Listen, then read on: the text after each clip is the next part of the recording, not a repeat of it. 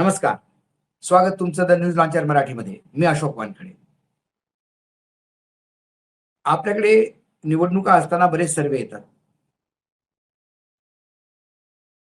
पण किंवा कधी-कधी पंतप्रधान जास्त पॉप्युलर आहे की नाही, मुख्यमंत्री जास्त लोकांच्या मनात पॉप्युलर आहे की नाही, असे सर्व्हे येतात. आणि खास कर निवडणुकीचे सर्व्हे तर आपल्याला माहिती आहे बऱ्याच ठिकाणी तो एक निवडणुकीच्या प्रचाराचा एक भाग असतो, की काय असं कित्येक वेळा वाटायला लागतं. परंतु युद्ध सर्व्हे हा पहिल्यांदाच कमीत कमी मला असं वाटतं भारतात झालेला आहे.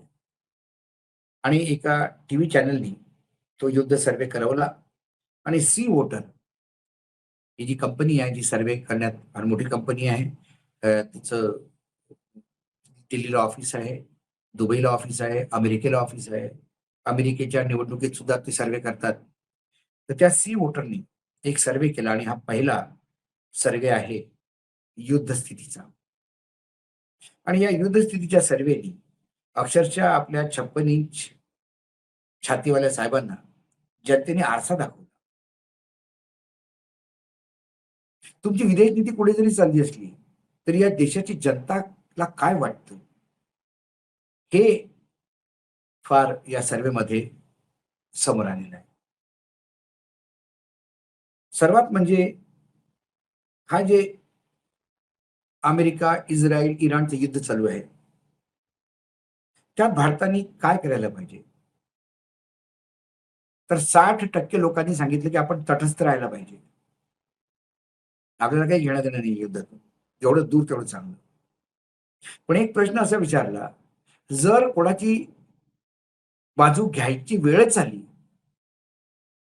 तर काय करावं? तर 74% लोकांनी सांगितलं,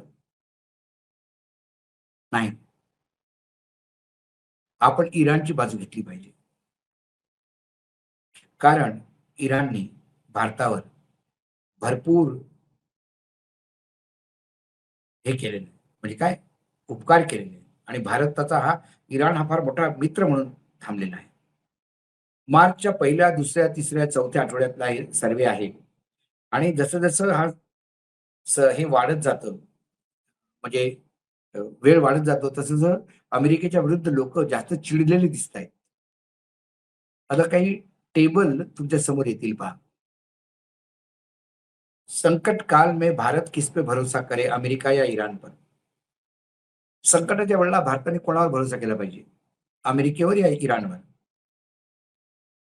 त्याचं मोठं-मोठं जर पाहिलं आपण, तर अमेरिका चौथ्या आठवड्यात मार्चच्या 15%, तिसऱ्या आठवड्यात 26% आणि दुसऱ्या आठवड्यात 26% लोकं होते. आणि इराणसोबत जायला पाहिजे, असे म्हणणारे दुसऱ्या आठवड्यात 27, तिसऱ्या आठवड्यात 38 आणि चौथ्या आठवड्यात 58% लोकं होते. इराण अमेरिकी युद्धात भारताला तटस्थ राहायला हवं का? तर दुसऱ्या आठवड्यात 58% लोकं म्हणाले हो. तिसऱ्या आठवड्यात 61 आणि चौथ्या आठवड्यात 60%. पण दुसऱ्या आठवड्यात नाही म्हणणाऱ्यांचे 30%, पुन्हा तिसऱ्या आठवड्यात नाही म्हणणारे 30% आणि चौथ्या आठवड्यात नाही म्हणणारे 35%. जर आपल्याला कोणाचा साथच द्यायचा असला, म्हणजे कंपल्सरी द्यावंच लागलं, तर कोणाची बाजूला आपण उभं राहायला पाहिजे? दुसऱ्या आठवड्यात 44% अमेरिकेसोबत, तिसऱ्या आठवड्यात हा टक्केवारी घसरून 38 वर आली आणि चौथ्या आठवड्यात अक्षरशः 26% वर आले. तेच इराणच्या सोबत जायला पाहिजे असं म्हणणारे दुसऱ्या आठवड्यात 56% होते, तिसऱ्या आठवड्यात 62% आले आणि चौथ्या आठवड्यात 74% लोकं असे म्हणाले. भारताने सर्वात जास्त कोणावर विश्वास ठेवला पाहिजे? अमेरिका या देशाबद्दल दुसऱ्या आठवड्यात 10% लोकं होते, तिसऱ्या आठवड्यात 11% लोकं होते आणि चौथ्या आठवड्यात 14% लोकं होते, जे म्हणाले, की "ठीक आहे बाबा, आपण अमेरिकेवर भरोसा ठेवायला पाहिजे." पण सर्वात जास्त भरोसेमंद लोकांना रशिया वाटतो. कारण दुसऱ्या आठवड्यात मार्चच्या 67% लोकांनी सांगितलं, की आपण रशियासोबत जायला पाहिजे. तिसऱ्या आठवड्यात 73% लोकांनी सांगितलं आणि चौथ्या आठवड्यात 70% लोकांनी सांगितलं. भारताला सर्वात जास्त धोका कोणापासून आहे? खतरा. दुसऱ्या आठवड्यात 41% चीन, तो आकडा 44 झाला आणि चौथ्या आठवड्यात पुन्हा 44च. पण दुसऱ्या आठवड्यात पाकिस्तानबद्दल 30, तिसऱ्या आठवड्यात 31 आणि चौथ्या आठवड्यात 34%. म्हणजे चीन आणि पाकिस्तानमध्ये 10%चा डिफरन्स आहे. पुढे भारतात हा जो युद्ध चाललं, तर भारतात याचा इम्पॅक्ट कसा पडेल? 47% लोक म्हणतात अर्थव्यवस्थेवर याचा फरक पडेल जास्त, सर्वात जास्त. म्हणजे दुसऱ्या आठवड्यात 45% म्हणणारे होते, तिसऱ्या आठवड्यात 50 आणि चौथ्या आठवड्यात 47. आपल्या विदेश नीतीवर किती याचा फरक पडेल? तर त्याला हो म्हणणं, विदेश नीतीवर फरक पडेल असं म्हणणारे 16%, दुसऱ्या आठवड्यात, तिसऱ्या आठवड्यात 13 आणि चौथ्या आठवड्यात पुन्हा 16. राजकारणावर किती फरक पडेल आपल्या देशाच्या? तर 11% म्हणतात हो राजकारणावर पडेल, 13% म्हणतात हो राजकारणावर पडेल आणि 13% चौथ्या आठवड्यात राजकारणावर पडेल. इराणमध्ये एलपीजी सिलेंडर युद्ध सुरू झाल्यापासून एलपीजी साठी किती त्रास झाला असं हा प्रश्न विचारण्यात आला. तेव्हा 64 ते 65% लोक म्हणाले की खूप त्रास झाला. 14 ते 18% लोक म्हणाले की आम्हाला आमच्या ओळखीच्या लोकांना त्रास झाला. 6 ते 4% लोक म्हणाले, 4 ते 6% किंवा त्रास तर नाही झाला पण भीती वाटते. आणि 11 ते 10% लोक म्हणाले की नाही आम्हाला काही जास्त त्रास झाला नाही.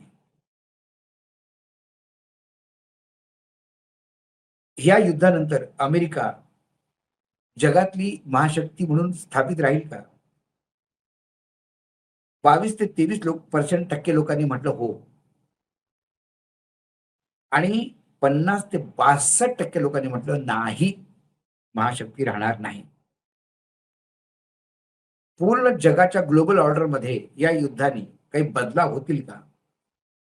40 ते 52% लोक म्हणतात हा होणार. 16 ते 20% म्हणतात नाही होणार.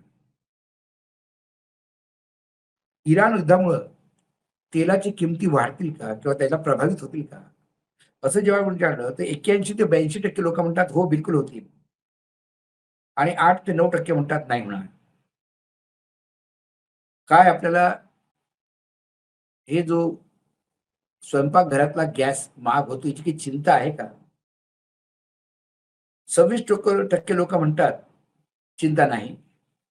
11% म्हणतात थोडी आहे. 29% म्हणतात आहे, काही प्रमाणात आहे. 27-28% म्हणतात खूप जास्त आहे. त्यानंतर हा गॅस सोडून काही तुम्हाला दुसरा वैकल्पिक स्रोत आहे का तुमच्याकडे? हा जेव्हा प्रश्न विचारला, तेव्हा 34 ते 36% लोकांनी सांगितलं हा. 50% लोकांनी सांगितलं काही नाही.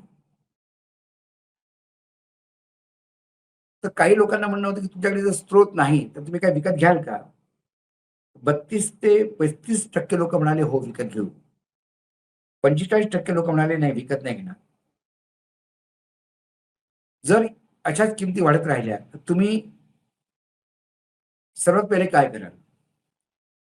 तर जवळ-जवळ 6.5 म्हणजे 66 ते 68% लोकांनी म्हटलं की चुलीवर, लाकडीवर, शेणाच्या गोऱ्यावर अवलंबून राहावं लागेल. 7 ते 8% लोक म्हणाले गरम खाणं सोडून देऊ. 15 ते 16% लोक म्हणाले इलेक्ट्रिक कुकर किंवा इंडक्शन आणू. हा सर्वे एक जनमानसाचा आरसा आहे. आणि हा आरसा आपल्याला काय दाखवतो? आरसा आपल्याला हा दाखवतो, की आमचे देशाचे जे अभिभावक आहेत, जे आमचे पालक आहेत, तो देश कसा चालवतो?